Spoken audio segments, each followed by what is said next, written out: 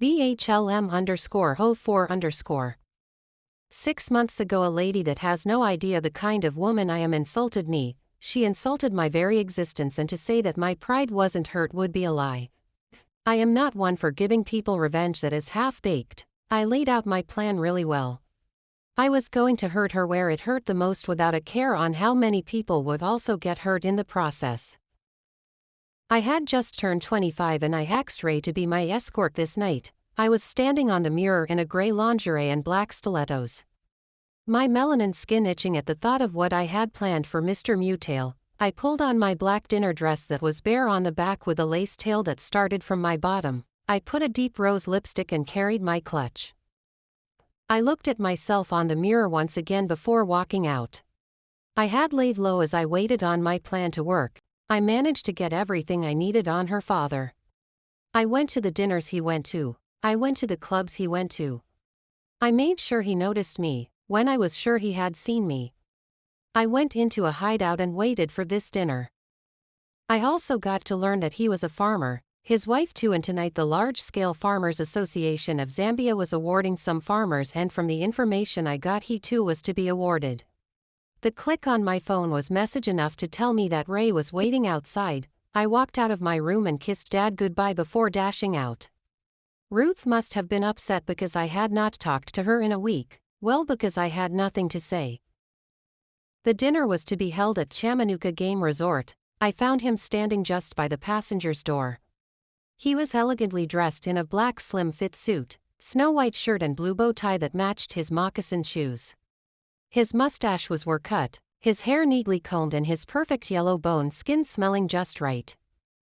"You clean up good," I told him, pecking his check. "You look beautiful," he said with a smile. "Thank you. Are you ready for tonight?" he asked after opening the door for me. "Never been more ready," I responded. The drive to the game resort was 2 hours away from home. We kept chatting about nothing in particular. Being in Ray's presence felt like home, like the place where I was supposed to be always. We got there just in time. The chairperson had just welcomed the guests and they were now having the main meal. We settled into a secluded area just opposite where Mr. and Mrs. Mutail sat. "There is our target," Ray whispered in my ears. People must have been shocked to see me there because most of the invited people were old grown-up farmers. We chatted the night away whilst flirting, and from where I was I could see Mr. Mutail drooling over me. I knew the kind of power I had over elderly men, and I was going to use that to hurt his daughter. When it was time to socialize, I gave Ray instructions on what to do. I went to the pool area where I pretended to be getting some air when I felt a presence behind me. "Hey, princess," the husky voice greeted. I knew his voice. I had heard him talk before, so I knew my plan was falling into place. "Good evening, sir," I greeted as politely as I could after turning around. He had a brown suit on, a white shirt and brown tie. He didn't look too bad except for the pot belly that gave me a scare. "Call me Irvin." "Yes, sir." He gave me a naughty look. "Sorry, Irvin," I said shyly. "Now that's my girl," he said, brushing his beard. I smiled whilst looking down.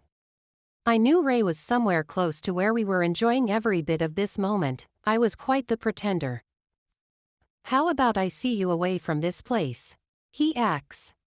"I have class the rest of the week, but I can spare some time." I lied.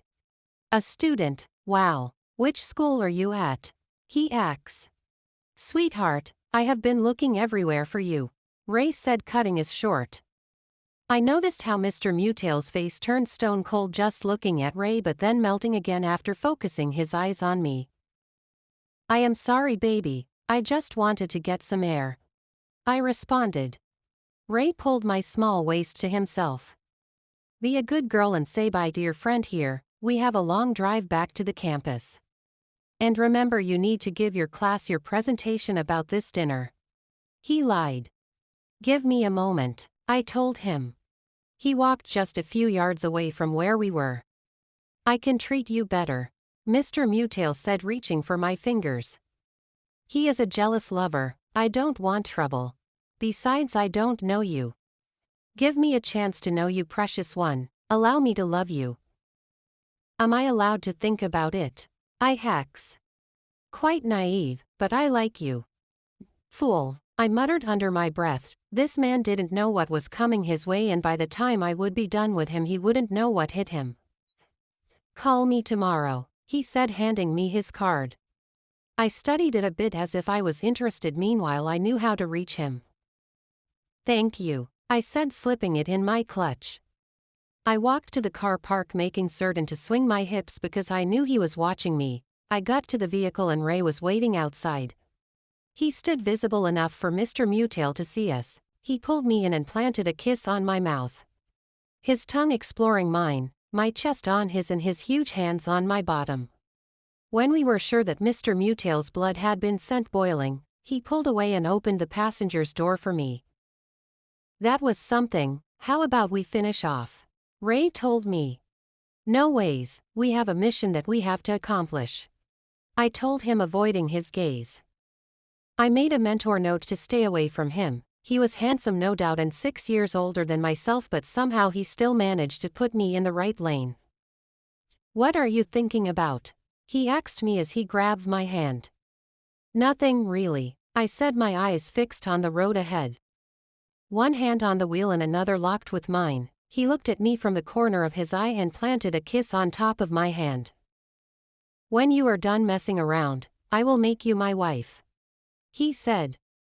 The words sent chills down my spine. Marriage was the last thing on my agenda, and I tried to convince myself that maybe it was just the alcohol speaking. Take me home, I said before pushing my seat backwards. Your friend and author Winnie.